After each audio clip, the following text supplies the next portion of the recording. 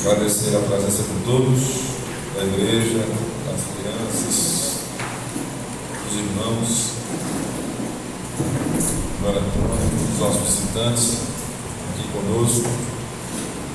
Tem alguém no nosso meio que não faz parte, que não faz parte aqui, agradecer a alguém que está nos visitando, para assinar, acredito que todos fazem parte conosco.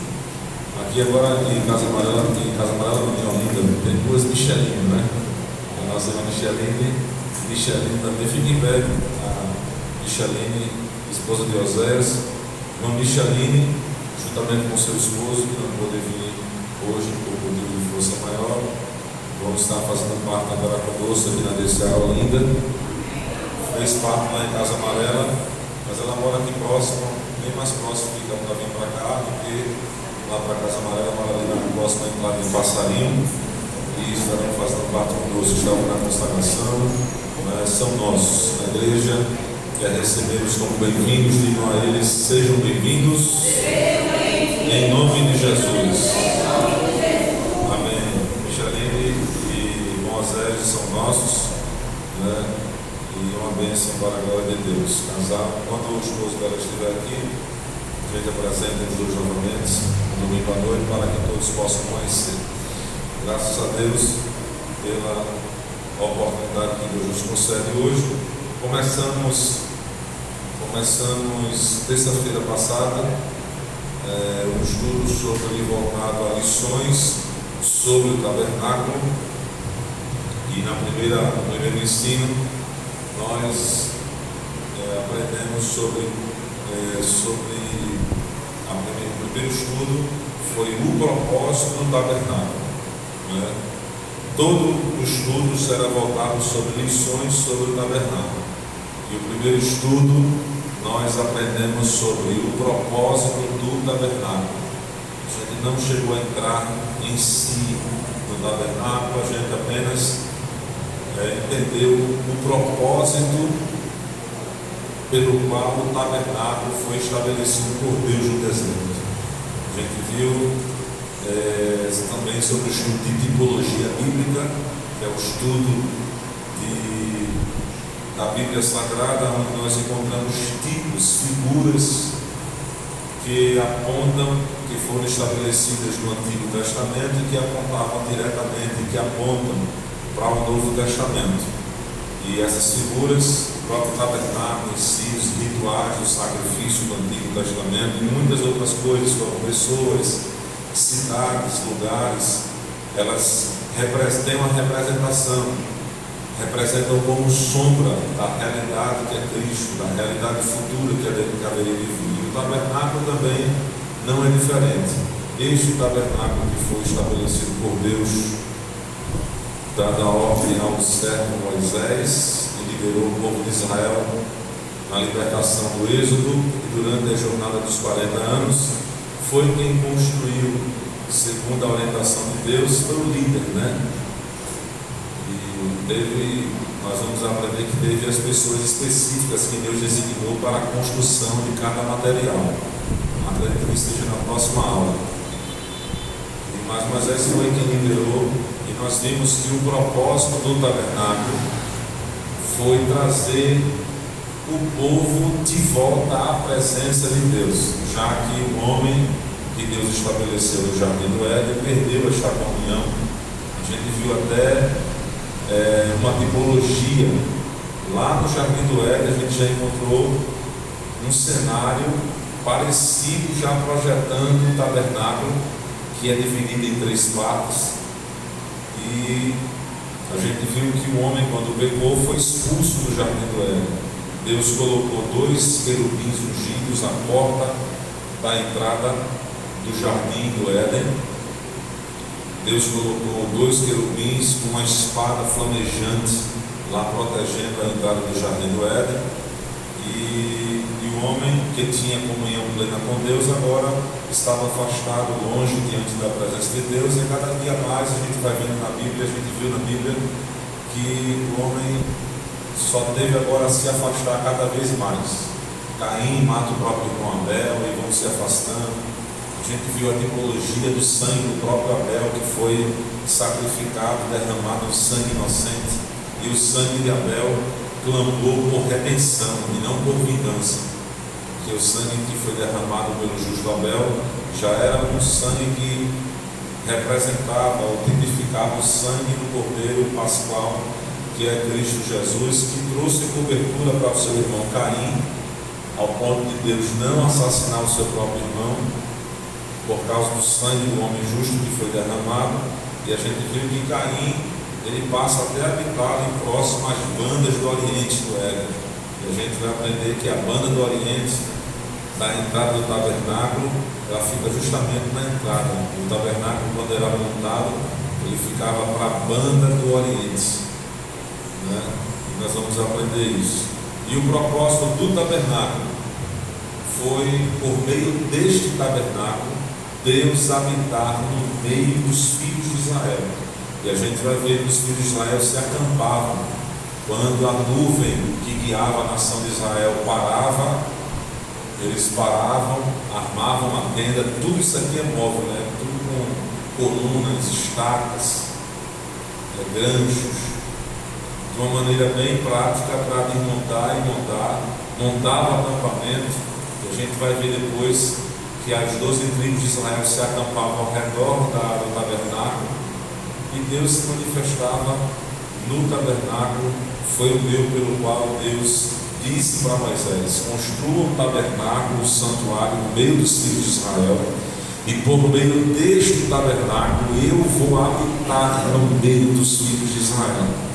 Eu vou estar no meio deles, eu vou habitar no meio deles. Eles vão ter minha presença por meio do tabernáculo. Já que o povo de Israel não conseguiu ter acesso à presença de Deus no monte, como nós vimos na aula passada, Deus pede para que Moisés santifique o povo durante 3 dias, e no terceiro dia o povo sobe ao monte, sendo que o povo não consegue subir ao monte, no monte onde Deus se manifestava a Moisés, no monte Horebe, porque por causa da presença de Deus. E o povo, mesmo depois de santificar durante 3 dias, não conseguiu subir ao monte para ter acesso à presença de Deus, por causa da santidade, do esplendor da glória de Deus que se manifestava no monte, no meio de trevas, no meio de terremotos. O monte tremeu, fumegou. O povo de Israel ficou com medo quando viu o monte fumegando, o monte tremendo, raios. O povo voltou para o pé do monte, chamou Moisés para uma conversa e disse a Moisés: Moisés, nunca mais nos faça sair do nosso arraial para subir no monte para falar com Deus, porque a gente tem medo da gente ver a presença de Deus e a gente morrer. Quase que a gente morria, Moisés. E o povo disse para Moisés: nunca mais nos atreveremos a subir ao monte para falar com Deus, com medo que a gente possa morrer. A partir de hoje, tu vai ser o nosso representante. Deus fala contigo, tu fala conosco. Moisés foi falar com Deus e Deus disse a Moisés: Moisés, o povo bem falou naquilo que lhe disseram. Realmente não dá para ter acesso à minha presença. Eu até fiz uma conjectura aqui, Moisés dialogando com Deus: mas Deus, tu não me orientou para santificar o povo durante 3 dias. O povo santificou para justamente o povo ter acesso à tua presença. E Deus queria trazer uma lição a Moisés, né? Que apesar dos 3 dias, os 3 dias de Moisés de santificação como líder intermediário entre Deus e o povo, não foi suficiente para levar o povo de Israel à presença de Deus por causa da sua santidade. O povo poderia ser consumido, o povo não poderia ver a face de Deus e permanecer vivo, por causa da distância de glória, de santidade entre Deus e o seu povo de Israel, por não havia ainda um sacrifício perfeito, um sacrifício suficiente, um sacrifício completo, que tornasse o povo a ter a presença, a ter acesso à presença de Deus de maneira completa, de maneira ousada, sem precisar subir ou ter acesso a Deus com medo de morrer, já que não tínhamos um um substituto, um sacrifício perfeito, o povo não pôde ter acesso. Deus pede a Moisés 3 dias de santificação, o povo se santifica durante 3 dias e o povo mesmo assim não tem acesso à presença de Deus. Era como se Deus estivesse dizendo para Moisés: os teus 3 dias não foram suficientes para santificar o povo e trazer o povo à minha presença, mas os meus 3 dias serão suficientes para trazer o povo de volta à minha presença. Os 3 dias de Moisés não foram suficientes, mas os 3 dias na cruz do Calvário foram suficientes, porque Jesus ao 3º dia ressuscitou e todos nós agora passamos a ter acesso à presença de Deus e não precisamos mais ter medo de ser consumidos por um Deus que se revelava no Monte Horebe e se manifestava no tabernáculo. Aí Deus diz: constrói agora. E ali já era uma tipologia, não é? Porque isso aqui, este tabernáculo, já era uma tipologia do próprio Cristo que se manifestaria, do próprio Deus que se revelaria em carne. Quando Deus diz a Moisés: já que o povo não consegue ter acesso à minha presença, já que meu povo não se arrisca para se relacionar comigo, avisa a eles que eu vou me arriscar, vou descer do monte e vou habitar no meio dos filhos de Israel. Constrói um tabernáculo e eu vou habitar no meio dos filhos de Israel. Já era uma tipologia, uma sombra daquilo que o próprio Deus haveria de fazer por meio de Cristo. Quando João escreve no seu Evangelho, no Evangelho de Cristo, segundo ele é autor, ele diz: no começo ou no princípio era a palavra, o Verbo, e o Verbo estava com Deus e o Verbo era Deus. E o Verbo se fez carne e habitou entre nós. E o Verbo se fez carne e habitou. No grego, habitar aí é tabernaculos. Montou seu tabernáculo no meio de nós, montou sua cabana, montou sua barraca. Ou seja, uma linguagem popular: Deus desceu da sua glória do céu e montou sua barraca no meio de nós, para habitar no meio de nós. E o corpo de Cristo era ou foi o tabernáculo que Deus utilizou na época para se revelar. Deus desceu da sua glória, abriu mão, não usurpou de ser igual a Deus, tomou forma de homem, tomou forma de servo, se humilhou, se esvaziou. Então Deus saiu do monte e desceu no tabernáculo, não mais de pano, de pele, de tecido, de madeira. Deus desce agora no tabernáculo móvel, no tabernáculo de carne, de corpo, em Cristo Jesus, e passa a habitar no meio do povo de Israel. Então tudo isso já era um prenúncio do que Deus estava dizendo. Deus estava dizendo indiretamente: o meio que eu encontrei para descer e andar no meio de vocês, e vocês não serem consumidos, será por meio de um santuário.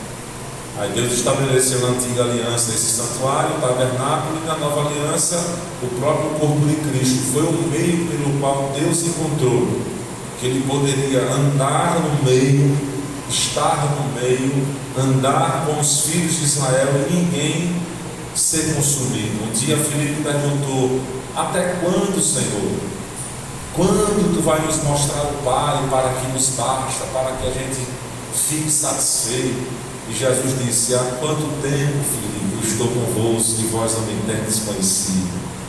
O Deus já havia descido do monte, já estava no tabernáculo de corpo. O apóstolo Paulo, escrevendo aos Colossenses 2,9, disse: porque nele habita corporalmente toda a plenitude da divindade. E hoje, a lição de hoje será conhecer o tabernáculo, conhecer este tabernáculo. Conhecendo o tabernáculo, vamos conhecer agora essa tipologia de todo o tabernáculo, começando do lado de fora até entrar no Santíssimo Lugar. Tudo tem uma representação, tem uma tipologia que aponta sempre diretamente para o Novo Testamento. O texto base é Hebreus 9, 2 e 11. Hebreus 9, 2 diz: porque o tabernáculo estava preparado primeiro, o qual acabamos de ver na imagem, Versículo 11: mas vindo Cristo, o sumo sacerdote dos bens futuros, por um maior e mais perfeito tabernáculo. Isso aqui é uma foto de uma das lições que já teve na escola bíblica dominical. Aqui é um pouco do pátio externo, do ato externo do tabernáculo, onde do lado do pátio externo era o acesso em que o povo poderia ter acesso a essa parte, quando se trazia os sacrifícios, os cordeiros, os animais. E aqui é a primeira peça. A entrada é aqui. Já tinha o altar do holocausto, onde era feito e realizado os 5 tipos de sacrifícios que Deus estabeleceu. Depois tinha a pia de bronze, onde os sacerdotes se lavavam. Depois só os sacerdotes aqui o povo tinha acesso, os servos dos sacerdotes. Mas depois aqui dessas 5 colunas entrava-se no santo lugar, onde só os sacerdotes tinham acesso, a segunda parte do santuário do tabernáculo. E depois desta cortina, onde era o santo lugar, vamos ver outras imagens melhores, tinha outra cortina que separava entre o santo lugar e o santíssimo lugar, que também pode ser chamado de santíssimo ou santo dos santos na Bíblia. E no santíssimo lugar, vamos colocar aqui, a grade lá fora da igreja é o ato externo, aqui é o santo lugar. E depois dessa madeira aqui, vamos dizer que a cortina é onde está o santíssimo lugar aí atrás. E no santíssimo lugar só está apenas a arca do concerto, a arca da aliança.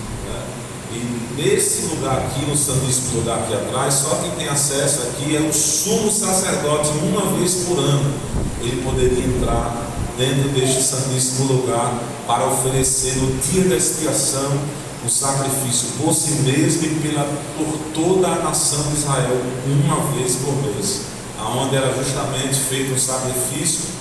Um bode era sacrificado e o outro bode, Azael, era enviado no deserto.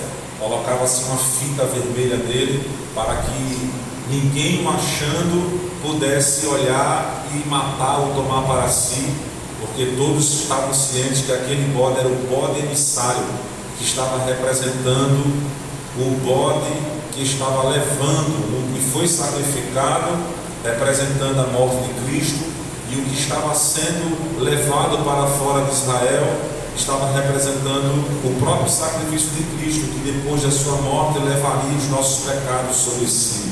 E João Batista, olhando para Jesus no deserto da Judéia, diz: eis aí o Cordeiro de Deus que tira o pecado do mundo. Então a gente vai conhecer melhor as partes. Hoje é mais uma simbologia. Aqui a figura está um pouco longe dos irmãos. Isso aqui é como se fosse o tabernáculo descoberto. Ele nunca ficou descoberto, é só uma figura para a gente tentar entender de lado como é que fica. Aqui as cortinas estão levantadas e a gente tem uma visão dele lateral. Aqui está o altar do holocausto, o ato externo, a pia de bronze. Aí entra aqui na cortina, onde tem o lugar santo. Essa cortina roxa aqui é o santíssimo lugar, o santo santo, onde está aqui a arca do concerto.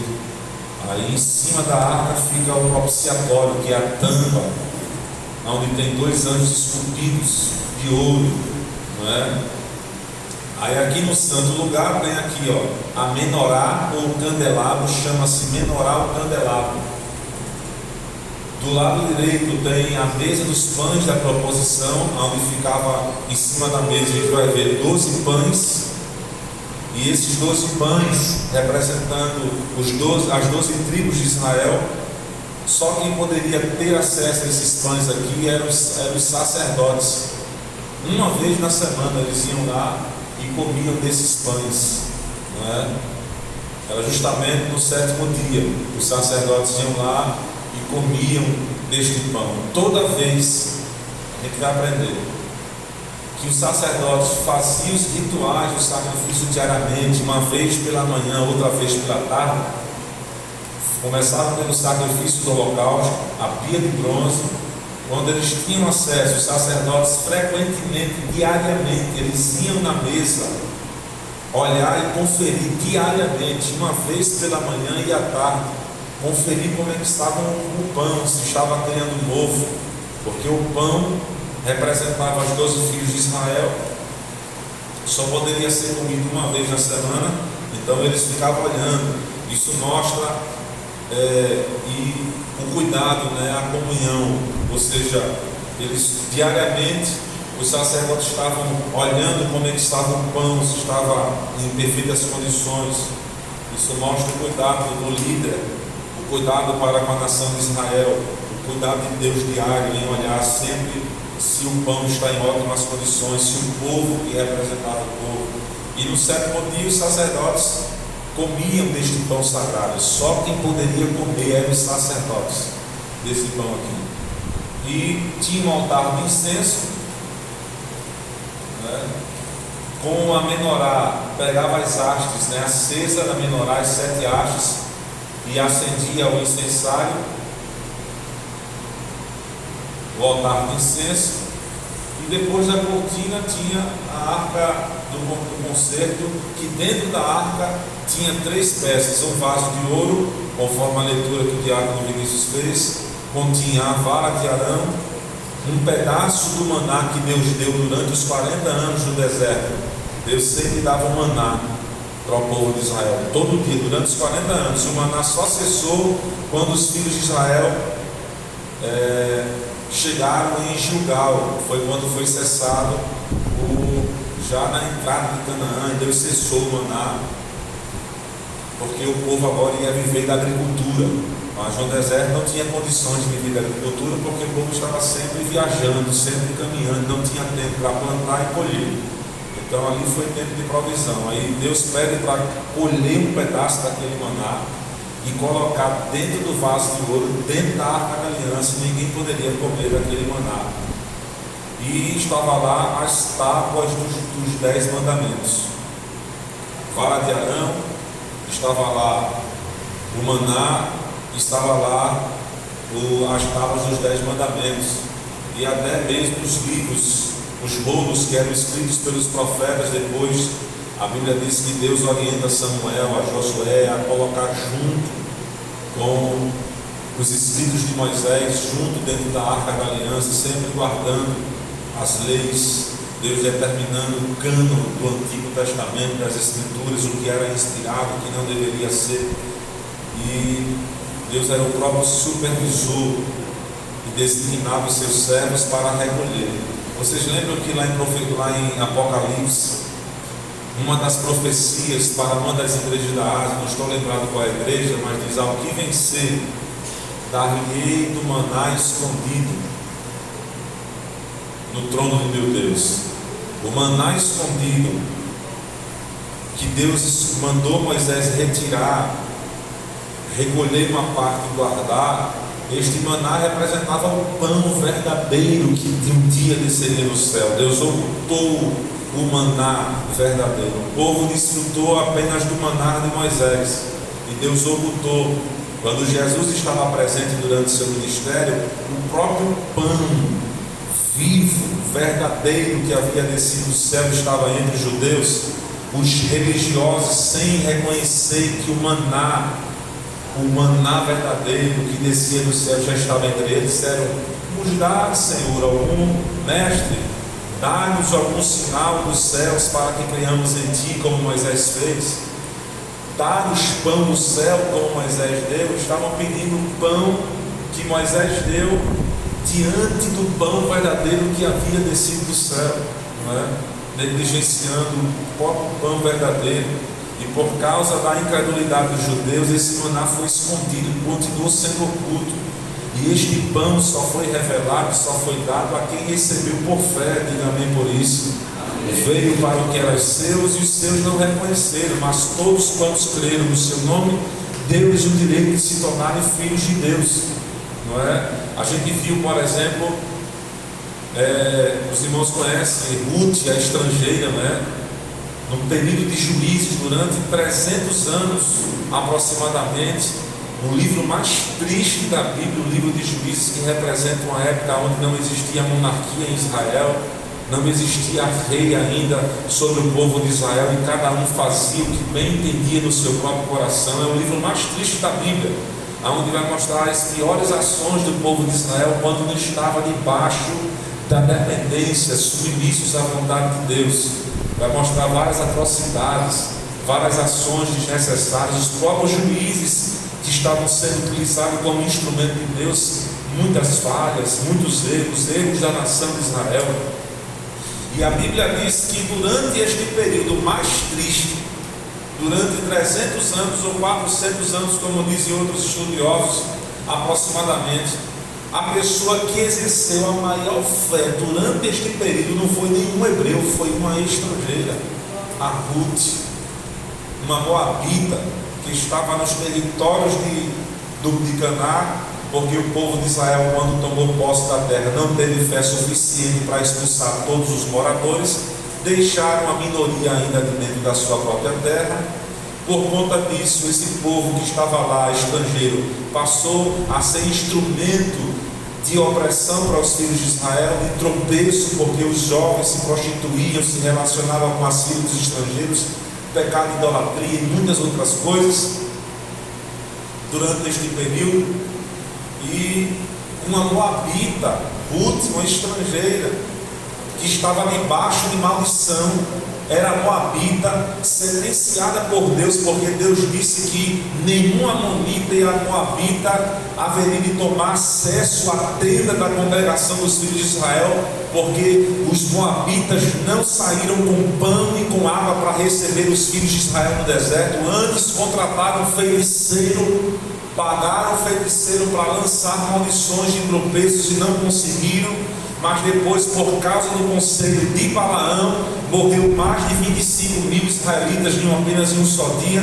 E por causa disso, Deus disse: nenhuma moabita terá acesso à minha congregação. É uma mulher que estava debaixo de maldição, por fé, quebrou a maldição e comeu espigas de milhos, feixe de cevada, de trigo no campo de Boaz, que representava o personagem Boaz, era um tipo perfeito de Cristo Jesus. Diga amém por isso. Que remiu a estrangeira, enquanto Noemi representava Israel, que saiu da sua terra e foi para uma terra longe da vontade de Deus. A estrangeira Ruth representa os gentios, a igreja, que por fé, por causa da desobediência de Israel, veio a salvação dos gentios.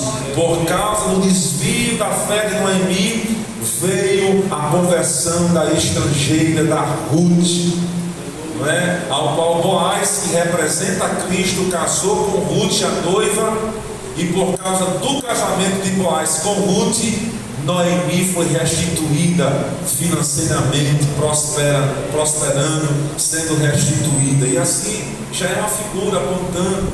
E a estrangeira comeu no campo de Boaz por fé. A mulher cananeia no Novo Testamento, outra mulher estrangeira, Sírio-Fenícia, grega de nação, entrou numa casa, e o contexto dá a entender que Jesus estava numa mesa se alimentando com os discípulos, repousando um pouco, por causa dos contextos das próprias palavras. Se baixa e se humilha aos pés de Jesus, dizendo: socorre-me, Senhor. E o Senhor se aproveitou dos elementos da mesa, daquele momento de refeição, e disse: mulher, não convém tomar o pão dos filhos, o pão da mesa, que representa as 12 tribos de Israel, e só tem direito a comer os sacerdotes. Não convém tomar o pão dos filhos.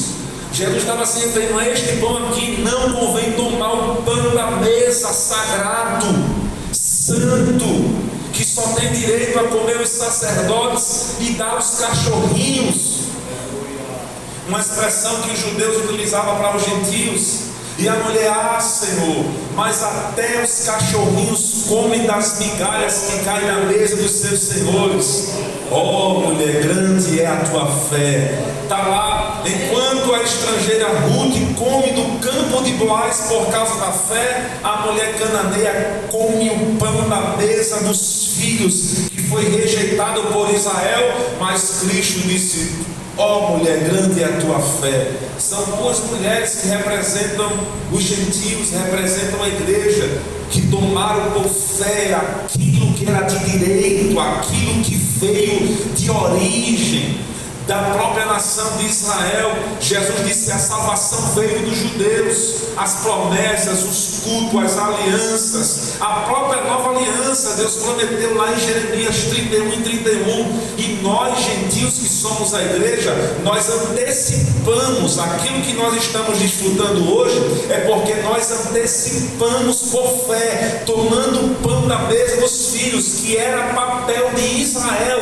levar o pão da mesa para as nações, anunciar o nome de Deus. Mas Israel se fechou, ficou dentro dos seus muros. Deus só salva a gente, Deus só fala conosco, Deus só se revela a gente. Aí Deus causou ciúme, levando salvação para os gentios. Aleluia. Então aqui é mais uma figura, começando pelo tabernáculo do lado de fora. O tabernáculo estava separado da congregação por uma cerca constituída de 60 colunas de bronze. Ao redor aqui, são 60 colunas de bronze, sobre as quais apoiava-se um cortinado de linho branco, de 2,5 metros de altura. Isso fala da separação entre Deus e o pecador. Essas colunas aqui, esta cerca ao redor do santuário, já representava a separação, a divisão entre o pecador e entre Deus, como disse o profeta Isaías 59, versículo 2: mas as vossas iniquidades fazem divisão entre vós e o vosso Deus, e os vossos pecados encobrem o seu rosto de vós, para que vos não ouça. Então, a própria cerca já representava a separação. A porta, a entrada do tabernáculo, dividida aqui por 4 colunas, com um tecido com 4 cores. Essas 4 colunas representam e falam da oportunidade para todos, pois o número 4, na Bíblia Sagrada, numerologia bíblica, o número 4, ele sempre está relacionado com a plenitude da terra. Por exemplo, aqui, Mateus 24:31, os quais ajuntarão os escolhidos desde os 4 ventos de uma outra extremidade. Representam as 4 colunas da entrada, a plenitude da terra, não é? Já os véus que cobrem as 4 colunas da entrada da tenda, e por suas cores significativas, apontam para os 4 evangelhos, que pela sua ordem aparecem no Novo Testamento. São 4 livros do evangelho, né? Número 4 representa a plenitude da terra.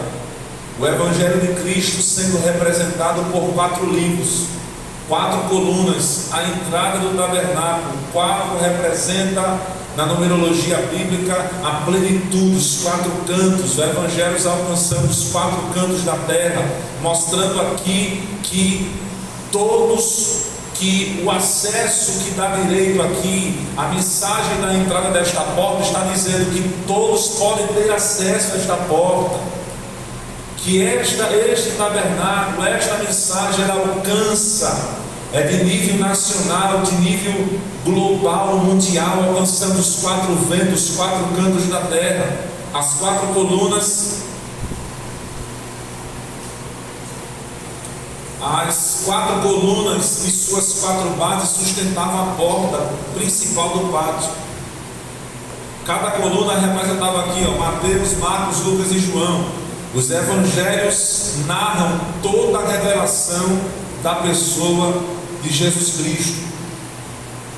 As cores do tecido da entrada da porta do tabernáculo era púrpura, carmesim, linho branco e o azul. Cada cor representando a mensagem de cada evangelho. A púrpura apontando para o evangelho de Mateus, representando o tecido de linho fino que os reis usavam. E Mateus, na Bíblia Sagrada, é quem mais vai enfatizar Cristo como o rei dos judeus. O carmesim apontando para o evangelho de Marcos. Marcos é quem mais vai tratar de Cristo como servo sofredor, que veio para servir, que veio para ser humilhado, que veio para sofrer e dar a sua vida. O livro branco apontando para o Evangelho de Lucas, pois Lucas é quem mais vai enfatizar a humanidade de Jesus, o homem sem pecado, o Filho do homem, é quem mais utiliza a expressão o Filho do homem. O azul da cor do céu, representando o celestial, aquilo que é divino, apontando para o Evangelho de João, Jesus como Filho de Deus, pois João é quem mais vai enfatizar na mensagem do seu livro a divindade, a deidade de Cristo, o próprio Deus se fazendo presente no meio de nós.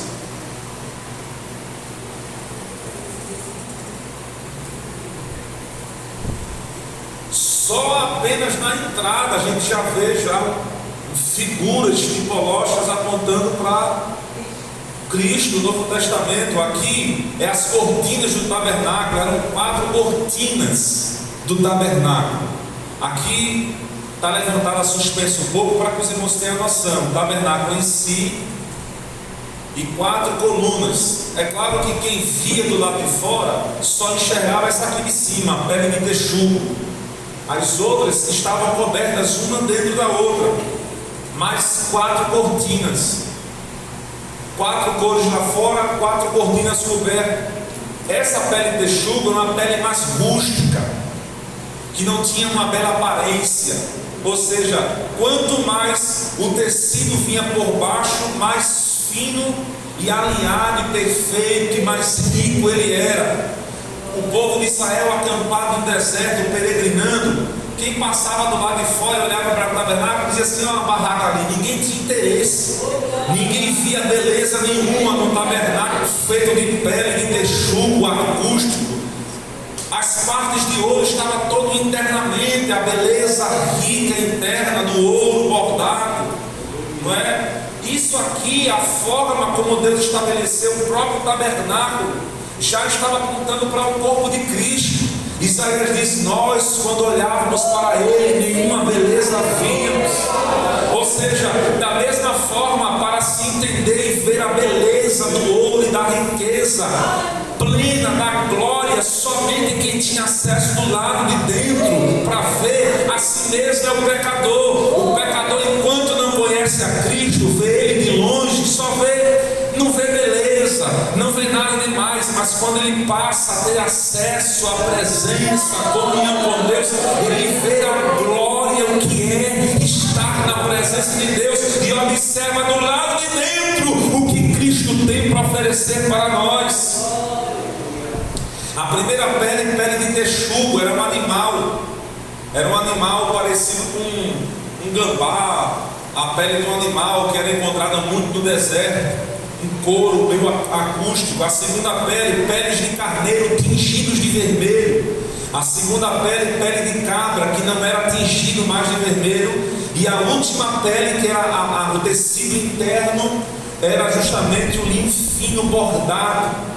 Deus tomou coisas simples do tabernáculo para compará-las com coisas celestiais, a fim de que aprendamos verdades espirituais em linguagem figurada. Por estarem peregrinando pelo deserto, era necessário que os israelitas tivessem uma construção simples, que pudesse ser erguida e desmontada com rapidez e ocupasse pouco espaço. Assim, todo o santuário tinha de ser portátil, de modo a ser transportado com grande facilidade. Esta a razão porque havia cortinas, colunas, argolas ou anéis, barras, encaixes, etc. Mais uma vez aqui, as cortinas do tabernáculo sendo esticadas e amarradas embaixo. As cobertas eram esticadas até o chão, de modo a impedir que alguém olhasse para dentro do santuário. Seguindo a ordem exterior para interior, a parte externa para a parte interna, as 4 peles. Primeira pele, pele de golfinho ou pele de texugo. Alguns estudiosos aqui, porque a mesma palavra no hebraico, as consoantes, porque o hebraico era escrito em consoantes e não tinha vogais nem separação de sílabas. O hebraico original do povo hebreu. as mesmas consoantes, tanto dá a entender que poderia ser peles de golfinho ou peles de texugo, não é? Até hoje existe essa dificuldade de alguns estudiosos. Acredita-se ser mais pele de texugo por causa dos golfinhos não serem encontrados naquela época, né? Quem olhasse para a tenda do lado de fora, nada veria de especial a chamar-lhe a sua atenção. Era simples e sem beleza, não tinha aparência nem formosura. Olhando nós para ele, nenhuma beleza víamos para que o desejássemos. A segunda pele de carneiro tingida de vermelho, essa cobertura simboliza a expiação, pois o vermelho tipifica o sangue de Jesus derramado no Calvário. Peles de cabra não tingido indica a pureza da justiça de Cristo. Jesus viveu uma vida santa e sem pecado. E o linho fino com bordados em azul, aqui fala sobre o caráter celestial de Jesus, figurado na cor do céu, de onde ele veio e para onde ele vai nos levar. Diga amém. Amém. Vamos agora para os metais do tabernáculo. Quais eram os metais da construção de todo o tabernáculo? Eram a prata, o ouro e o bronze. O ouro que representa, que tipifica a divindade de Deus. A prata tipifica a redenção. E o bronze fala da resistência ao sofrimento.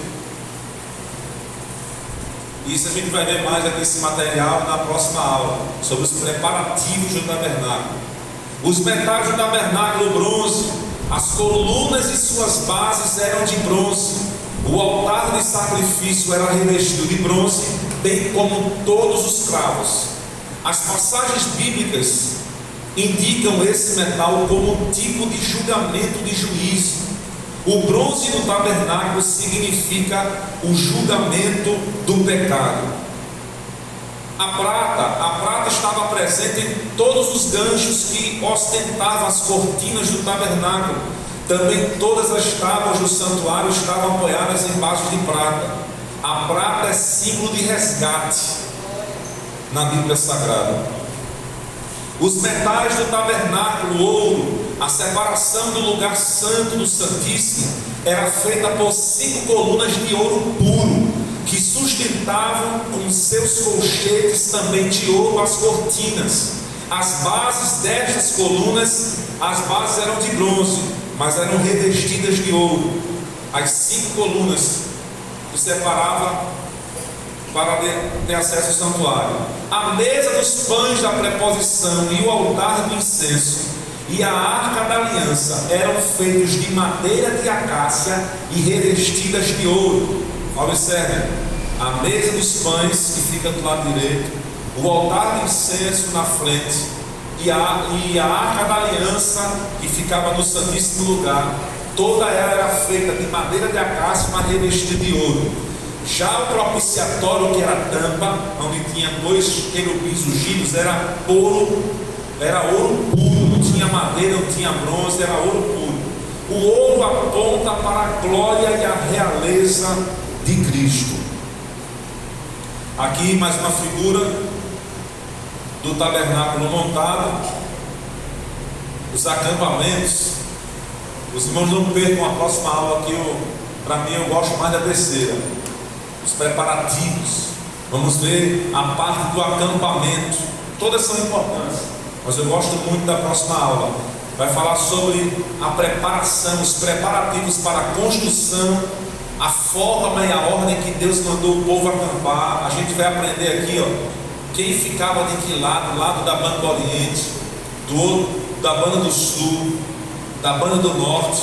Vamos ver aqui a entrada do tabernáculo. Quem ficava aqui, todos esses aqui eram os filhos de Levi, ficavam acampados aqui, os filhos de Levi.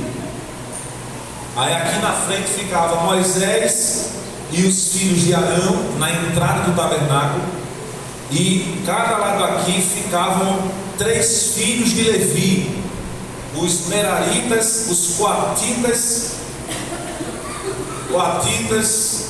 Meraritas e Gersonitas. Vamos aprender aqui, cada lado ficava um, e cada um desses aqui, Coatitas, Meraritas e Gersonitas eram responsáveis em carregar partes do santuário. Cada parte aqui, coluna, tecido, as peças sagradas que eram 6, o altar do holocausto, a pia de bronze, a mesa dos pães, o altar do incenso, a menorá e a arca do conselho, só quem poderia levar no eram os coatitas. Era só os coatitas, ninguém podia ter acesso, ninguém podia tocar, a não ser os coatitas. A gente vai ver depois, na próxima aula, por que Uzá foi fulminado quando pegou na arca da aliança, e foi fulminado porque o boi pendeu, a arca caiu, Uzá foi pegar na arca, e a gente vai aprender que Uzá era merarita, e os meraritas eram responsáveis em carregar as colunas e não carregar os materiais sagrados nos ombros, ainda mais sobre carro de boi. Mas tudo isso por aula que vem. Aqui acampamento israelita e o tabernáculo. Aqui ficava a banda do Oriente. Aqui, ao redor, como eu falei aos irmãos, Moisés, Arão e seus filhos. Aí vem os filhos de Levi, os coatitas, gersonitas e meraritas. Cada um responsável por uma organização, carregar, armar, construir. Ninguém, cada um na sua ordem. E ao redor ficavam as 12 tribos de Israel. As 12 tribos, contando com os filhos de Levi, que foi separado para servir exclusivo ao templo, contava-se 13. E quem são as 12? Você lembra que José teve 2 filhos, Efraim e Benjamim, né? Então, uma dessas tribos aqui ocupou o lugar da tribo de Levi, ficando 12 no total, e a tribo de Levi exclusiva para servir no santuário. Então se contava 12, e os levitas contavam-se exclusivamente separados para servir na tenda da congregação, nos rituais do sacrifício e tudo mais. Aqui são as 6 peças do tabernáculo, mais uma vez, voltado ao holocausto. Aí depois vem a pia de bronze, aí depois vem a mesa dos pães da proposição, o altar do incenso e o candelabro, a menorá, a pia de bronze. Foi neste altar de incenso aqui, que ficava entre o Santíssimo e o Santo Lugar, foi neste altar de incenso que Deus falou com Zacarias, pai de João Batista, quando estava oferecendo, segundo a ordem, da escada caída da sua turma, a sua pessoa, e foi ministrado no templo. Ele não era sumo sacerdote, era sacerdote. Então ele entra até a parte do Santíssimo Lugar, quando está oferecendo incenso, que representa as orações dos santos subindo diante de Deus, o anjo Gabriel aparece do lado do altar do incenso, né? E João Batista e Zacarias ficam lá e sai mudo, porque não creu na palavra do anjo.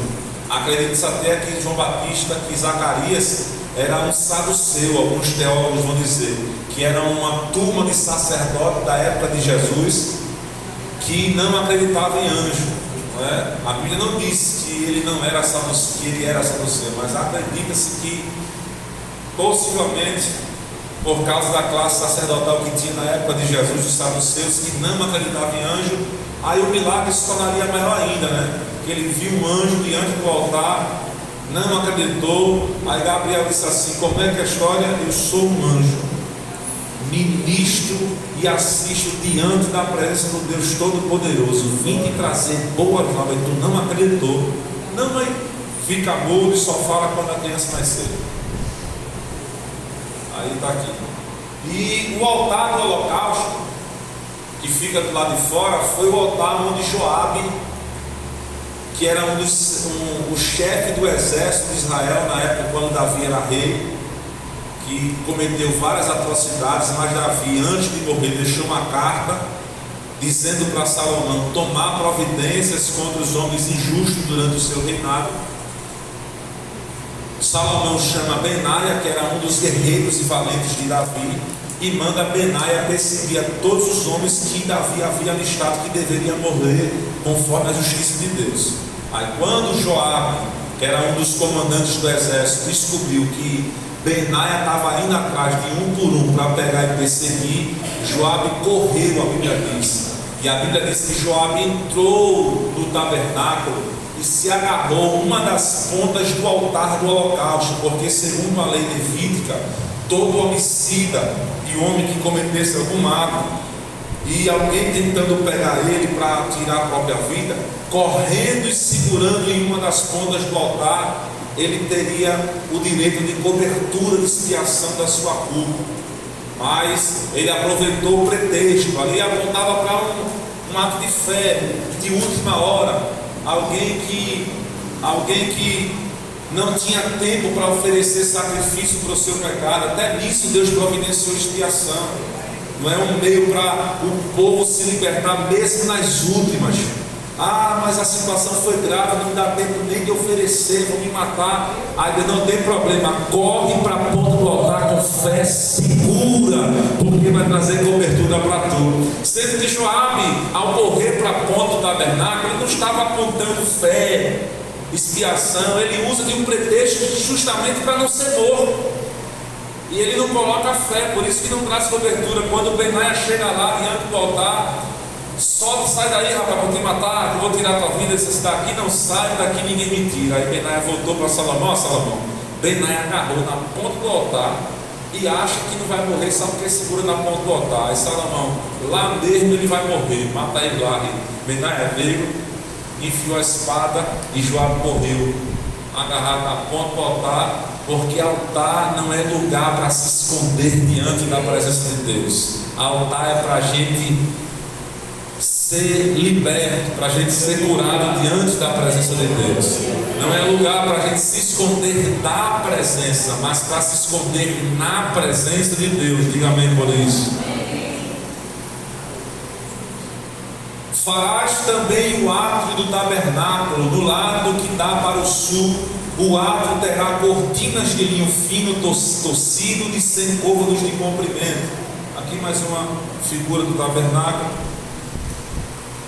Lá em Jerusalém, quem for para Jerusalém aqui, em abril do mês que vem, do ano que vem, aí vocês lá em Jerusalém tem uma réplica do tabernáculo, que lá pode ter acesso, ninguém é fulminado não, você pode entrar até o santíssimo lugar lá. Olha o altar como é grande, ó. O sacerdote aqui, ó, e era necessário até pegar em paz para não se queimar. E depois foi construído no templo de Salomão, o altar era 10 vezes maior do que isso. E era necessário rampas para que o sacerdote pudesse pegar de cima, para que não pudesse ser queimado por causa do tamanho do altar, que era o altar do templo de Salomão. O altar do holocausto, que ficava no pátio externo, aqui no altar de holocausto é feita a parte de Jesus morrer na cruz por nós. Estamos salvos, declarados santos, nomes escritos no céu, no livro da vida. Diga amém por isso. Então aqui o altar de holocausto representa o sacrifício de Cristo feito por nós, não o nosso sacrifício em detrimento, para a nossa salvação, mas o sacrifício efetuado por Cristo. E os rituais tinham maior eficácia do que a própria lei. Quando o apóstolo Paulo vai dizer que a lei não tinha poder para salvar, não tinha poder para salvar. A lei em si só não tinha poder para trazer cobertura. A lei era apenas um termômetro que mede a fé. Estamos com fé, coloca o termômetro. O termômetro vai indicar o nível que está a temperatura da minha enfermidade. Mas só colocar o termômetro não trouxe cura para a minha febre. Vou ter que ir atrás do remédio. Assim era a lei. O propósito da lei era somente apontar para o pecador, denunciar o pecado, dizer: tu estás enfermo, tu estás doente, tu estás em pecado, e estando em pecado, tu estás debaixo de maldição. O único poder que a lei tinha de dizer isso: estás doente, tu vai morrer, estás debaixo de maldição. O hebreu pecador só tinha a sua consciência livre. Não era quando alguém dizia: está escrito na lei que tu está debaixo de maldição e tu pecou. Não, era quando ele ia agora na sua casa, ia separar agora o cordeiro macho de mano puro, sem defeito, pegava por fé o melhor dos seus primogênitos, ia levar lá para os sacerdotes.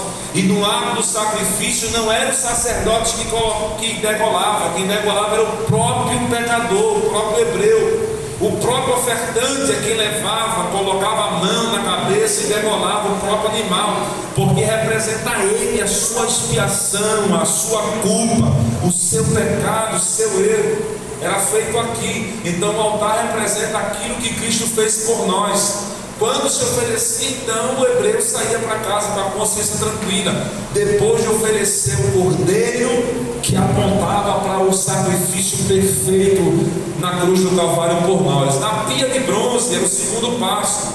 Aqui na pia de cobre ou pia de bronze, era onde o sacerdote, depois de efetuar o sacrifício, ia lá e lavava os seus pés, lavava as suas mãos. A pia de bronze representa a nossa parte. Cristo fez a dele, que foi sacrificar por nós. Qual é a minha parte? Me lavar. É a minha santificação, é a minha parte no processo de santificação progressiva. Eu fui santificado pelo sacrifício de Cristo, mas eu continuo sendo santo. Tem a minha participação, a minha santificação diária. Não é a minha parte em me santificar, seguir a paixão de todos e a santificação sem a qual ninguém verá a Deus. Aqui na pia de cobre, nossa parte deve ser feita, é nossa missão, nos purificarmos, a santificação progressiva. E isso era diariamente, de manhã e à tarde. O sacerdote terminava, lavava as mãos, lavava os pés. Para entrar no lugar santo, ele fazia a sua parte de limpeza, aonde melava o seu corpo, a sua mão, o seu braço. Isso mostra a nossa parte, que não é só Deus, tudo Deus. Não, tem a minha parte, tem a minha responsabilidade, buscar a Deus, me consagrar, ser santo. Santo não como Deus é santo, mas santo porque Deus é santo. Porque como Deus é santo, ninguém pode ser santo, mas porque Deus é santo, eu devo também ser santo. Diga amém por isso. Sacrifício de ofertas. Existiam 5 tipos de sacrifícios. O sacrifício de holocausto, que era esse sacrifício de holocausto aqui, não era um sacrifício para os pecados cometidos. O sacrifício do holocausto era um sacrifício representando o pecado em si, a natureza caída, o pecado em si, não um pecado específico. Então se levava o cordeiro para o pecado em si, não o pecado que eu cometi. E aqui, neste sacrifício, toda a carne era consumida, toda a parte da carne era consumida. Este sacrifício mostrava o sacrifício completo e perfeito de Jesus. Era uma oferta de consagração de quem ofertava. Trazia um animal sem defeito. O ofertante devia trazer o animal à tenda. O ofertante deveria colocar as mãos sobre a cabeça do animal. O ofertante matava o animal. O sangue do animal era derramado à porta da tenda da congregação.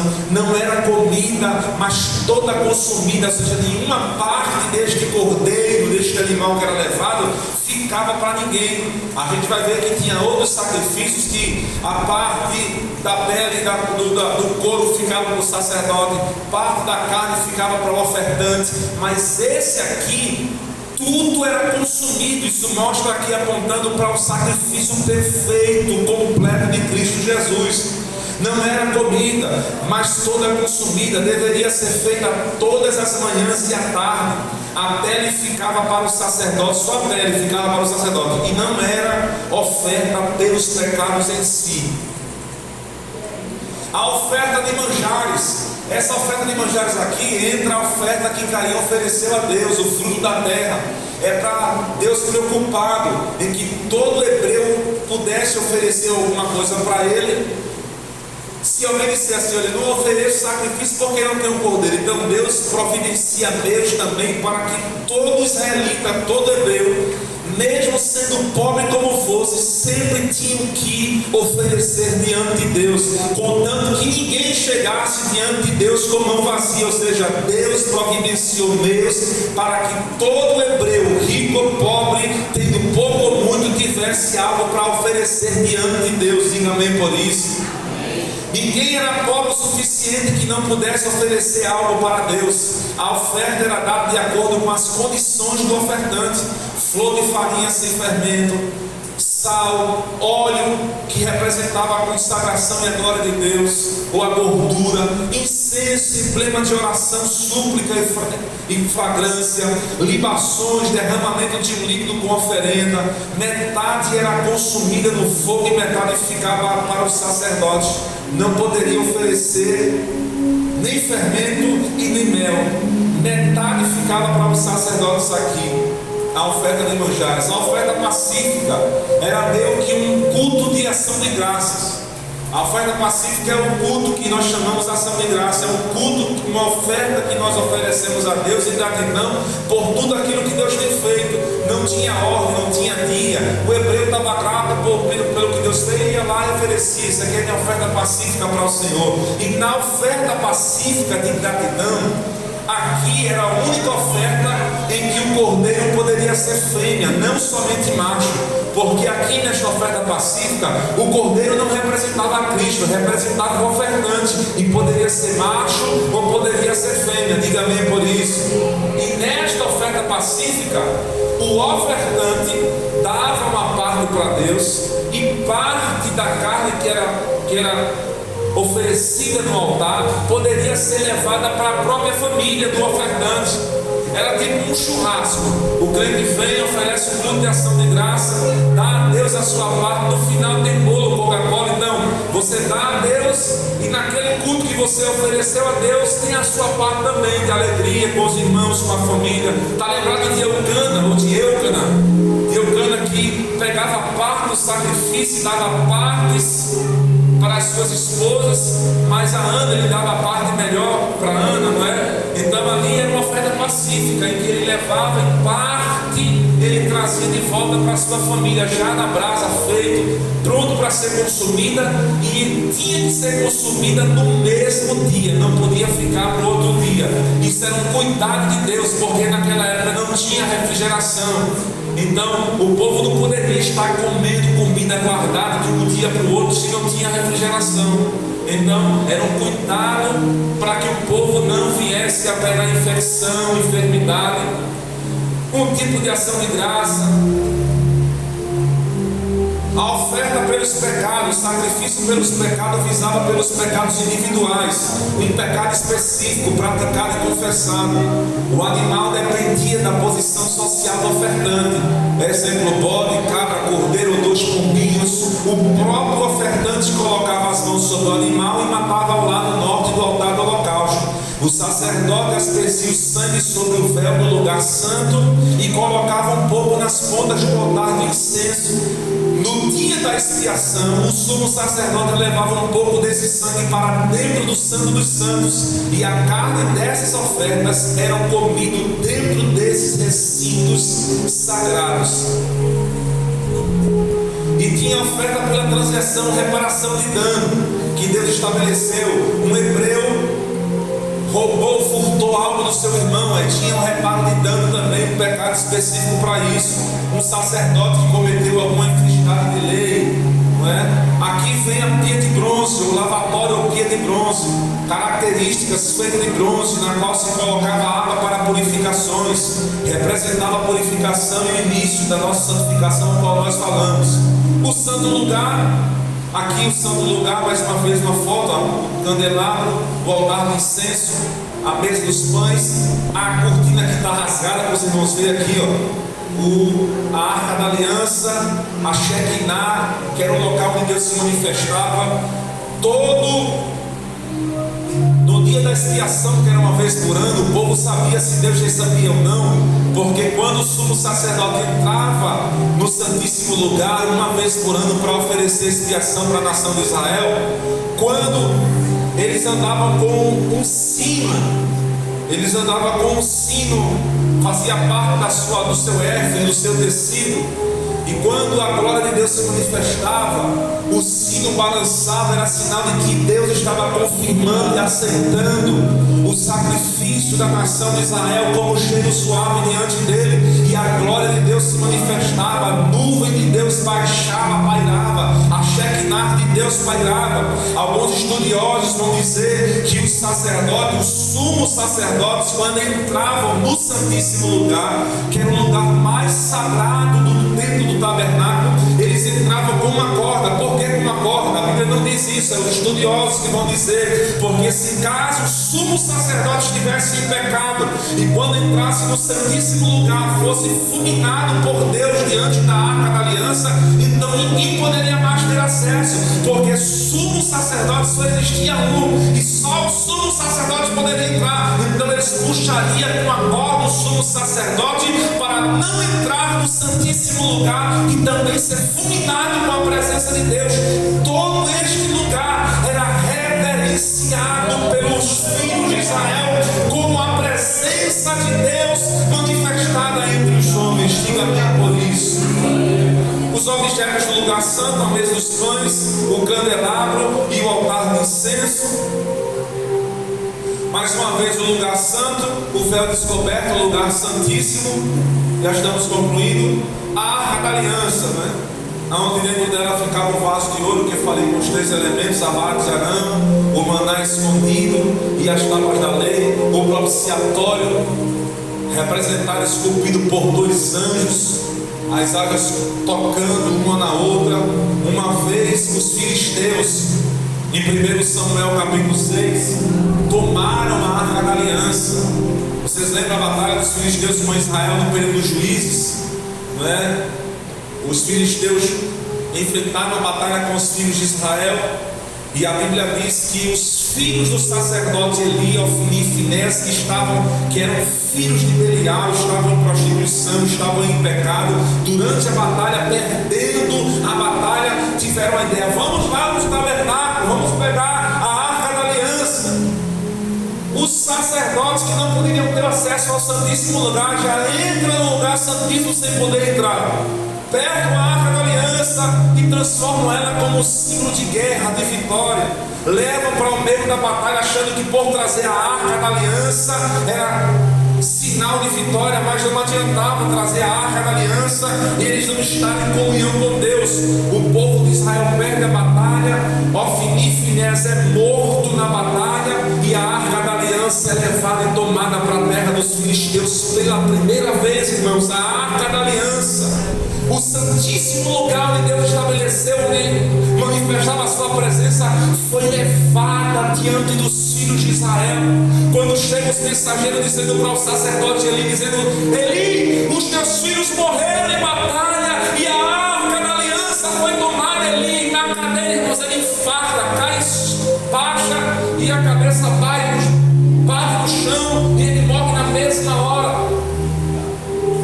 A nora de Eli, uma das esposas dos seus filhos, engravidou e concebeu um filho. Ela, diante daquela situação caótica espiritual da nação de Israel, o sumo sacerdote morto, os sacerdotes, os filhos de Eli, o seu esposo também morto, a arca da aliança sendo tomada, ela olhou para a criança e diz assim: essa criança vai chamar Icabô, que significa e foi-se a glória do Senhor. Era a situação de Israel. Tomada a arca, os filisteus, na sua ignorância, levaram o objeto achando que somente representava ali um símbolo religioso esculpido por ouro. Levaram a arca da aliança e colocaram diante do deus Dagom, um dos deuses cultuados, metade homem, metade peixe, uma espada enorme. Colocaram a arca da aliança diante de Dagom, dizendo: Dagom, tu venceu a batalha contra Israel. No outro dia, quando os filisteus chegaram diante do tabernáculo, do santuário religioso, estava lá Dagom curvado diante da arca da aliança. Os filisteus: que é isso? O que aconteceu? Levanta Dagom. Aí levantou Dagom. No outro dia, quando foram lá, chegaram, Dagom estava curvado, cabeça e braços cortados diante da arca da aliança. Causou um temor tão grande entre os filisteus que eles disseram: leva essa arca embora daqui, para que não aconteça algo pior. Aí levou para uma outra cidade dos filisteus, colocaram a arca lá e Deus: tome hemorroida do povo, tome praga do povo dos filisteus. E os filisteus disseram assim: leva embora para outra cidade. E levaram para outra cidade dos filisteus. Aí chegaram lá, começou a ter curiosidade: o que é que tem essa arca? Que Dagom foi prostrado e cortado, e o Deus dessa arca está mandando praga. Aí foram e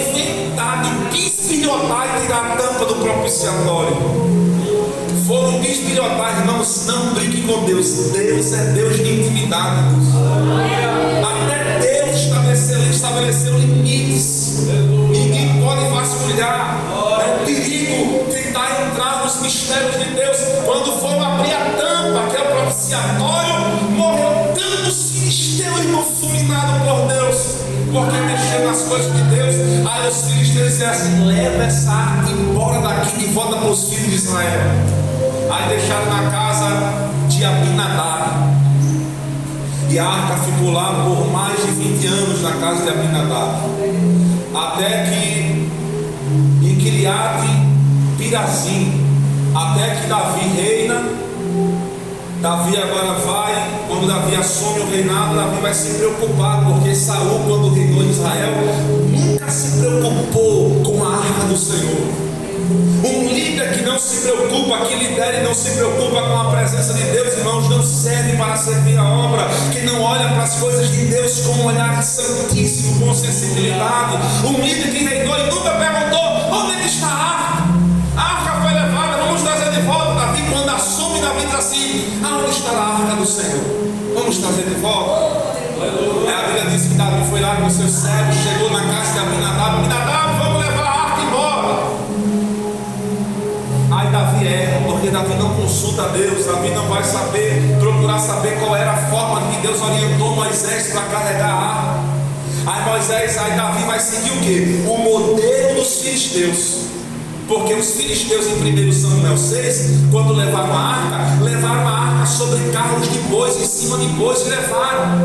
Aí Davi: vamos fazer igual os filisteus fizeram quando tomaram a arca, carro de bois. É um perigo quando o crente, irmãos, toma um modelo de padrão de vida dos filisteus e quer trazer para dentro da igreja um modelo de padrão de adoração, de vida, de culto, de estilo de vida. O padrão que Deus estabeleceu para nós é um padrão para a igreja, é diferente do padrão do mundo. É um perigo quando a gente quer tomar o modelo do padrão dos filisteus e fazer igual aqui. Aí seguir o modelo, vamos seguir o padrão dos filisteus porque deu certo. Carro de bois, carro novos de bois, olha, preocuparam com os carros, a intenção foi boa. Mas não só vale a intenção, tem que obedecer. Deus falou uma vez para Saul: é melhor obedecer do que sacrificar, e atender do que gordura de carneiro. A intenção tua foi boa, Saul, mas o que vale é a obediência diante da presença de Deus. Bota em carros de bois, bota a arca, lá vai a arca indo embora. De repente o boi perde a arca quando está virando, coitado de Uzá, que foi colocado lá pelo rei Davi para segurar a arca, sendo merarita, não era coatita. Quando viu a arca caindo, pegou na arca e foi fulminado na mesma hora. E você pode se perguntar: por que Deus não fulminou os filisteus e fulminou Uzá?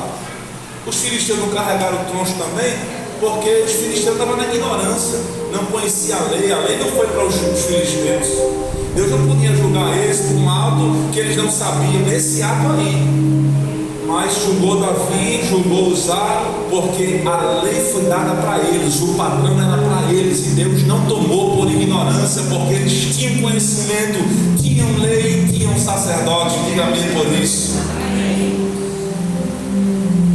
A arca era uma peça de madeira de acácia, toda revestida de ouro por dentro e por fora. Ela apontava para o testemunho de Deus, e por isso que aponta para a pessoa de Jesus. Ela tipifica a presença de Deus como seu povo. Ela pertencia ao lugar santíssimo, que por sua vez representava o céu.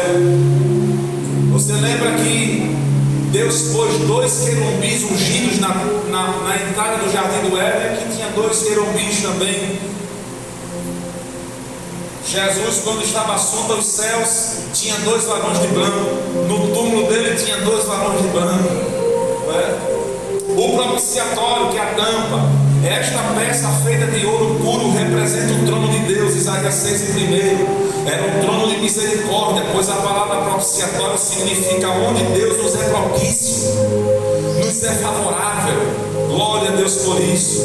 Ele a propiciação pelos nossos pecados, e não somente pelos nossos próprios, mas ainda pelos do mundo inteiro. 1 João capítulo 2, versículo 2. O que é propiciatório? Diga assim comigo: onde Deus nos é propício, onde Deus nos é favorável. É aqui onde Deus era favorável ao povo, era aqui onde Deus nos é propício, nos tornava favorável. Quando Ele se revelava, descia sobre a propiciatória, a glória de Deus se manifestava, o brilho, o toque do sino do sumo sacerdote, a glória descia, e o povo disse: Deus mais uma vez nos foi favorável.